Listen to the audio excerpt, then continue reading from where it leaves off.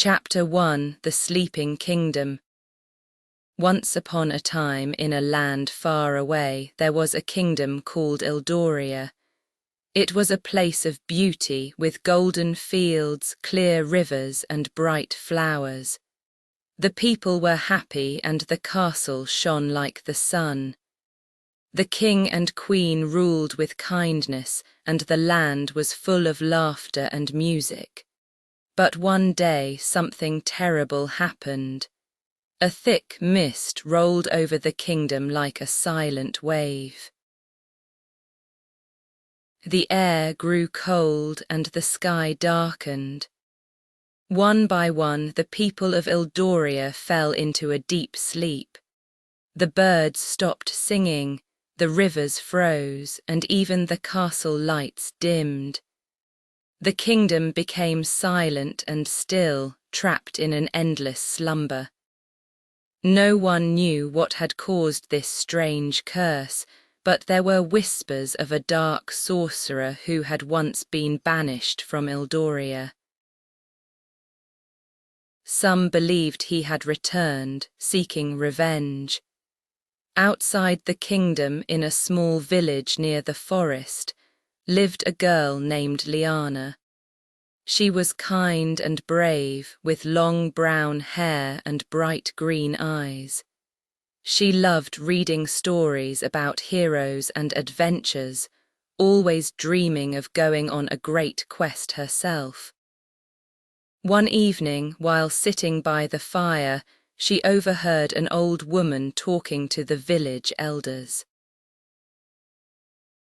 "The kingdom is lost," the woman said in a hushed voice. "But there is hope. The Starflower, a magical flower that blooms once every 100 years, can break the curse." Liana's heart filled with excitement. Could it be true? Was there really a way to save Eldoria? She knew she had to try. Chapter 2: The Journey Begins. The next morning, Liana packed a small bag with bread, cheese, and a bottle of water. She wrapped her warm cloak around her shoulders and set off toward the mist-covered kingdom. The road was long, and she had never travelled far from her village, but she was determined. Hours passed as she walked through fields and forests, following the path toward Eldoria. The trees around her whispered as the wind rustled their leaves. The sun was setting when she finally reached the edge of the mist. The air was thick and cold, sending shivers down her spine. As she stepped forward, she saw shadows moving in the fog. "Who's there?" she called, gripping her cloak tightly. A soft voice replied, "I am Eldrin, the guardian of the mist. Who dares enter the sleeping kingdom?" Liana took a deep breath. "I am Liana. I want to find the Starflower and break the curse."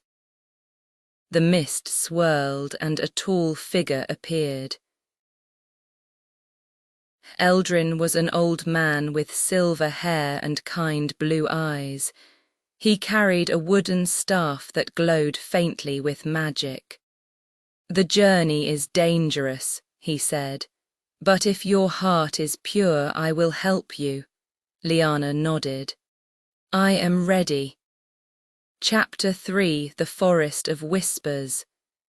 Eldrin led Liana through the mist, and soon they reached a dark forest.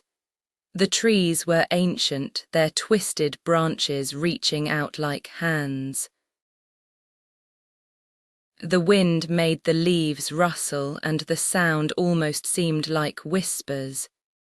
"This is the Forest of Whispers," Eldrin said. "Listen carefully, for the trees speak the truth." Liana walked slowly, trying to understand the whispers. One tree murmured, "The path is hidden in the light." Another warned, "Beware the shadows." Suddenly, a dark figure stepped onto the path ahead. It was a shadow creature, tall and thin, with glowing red eyes. It moved quickly, blocking their way. Liana remembered the tree's words. "The path is hidden in the light," she whispered. She took a small lantern from her bag and held it high. The warm light spread across the path, revealing a narrow trail hidden between the trees.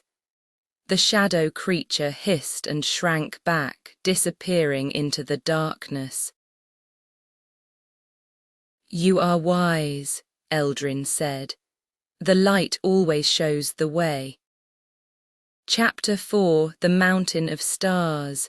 After leaving the forest, they climbed higher and higher until they reached the Mountain of Stars. The night sky above them was filled with twinkling lights, and at the very top of the mountain the starflower bloomed. Liana gasped. The flower was silver and glowed like the moon, its petals shimmering with magic. She stepped forward, but suddenly a deep, dark voice filled the air. "You cannot take the flower."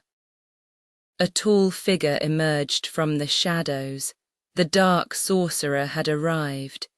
His long black cloak moved like smoke, and his piercing red eyes glowed with power. His hands crackled with dark magic. Liana stood tall. "Your curse will end, Eldoria will wake." The sorcerer laughed, his voice echoing through the mountains. "Try if you dare." He lifted his hand, sending a ball of dark energy toward her. Liana jumped aside just in time, feeling the heat of the magic as it passed. She had to act fast. She remembered the whispers in the forest, "The light always shows the way."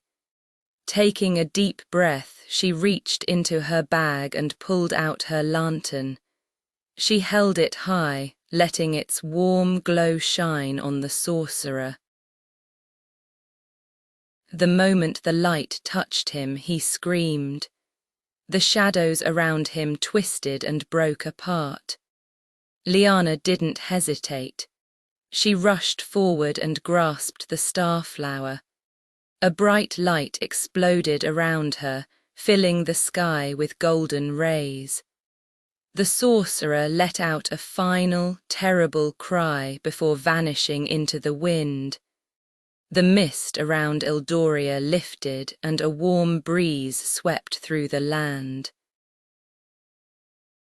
Liana felt the magic shift. The curse was breaking. Eldrin smiled. "You have done it, Liana." Chapter 5: The Return of the Kingdom. Liana hurried down the mountain, her heart pounding with excitement. As she neared Eldoria, she saw people waking from their long sleep. They rubbed their eyes, looking around in wonder. The rivers flowed again, the birds sang, and the castle shone bright once more.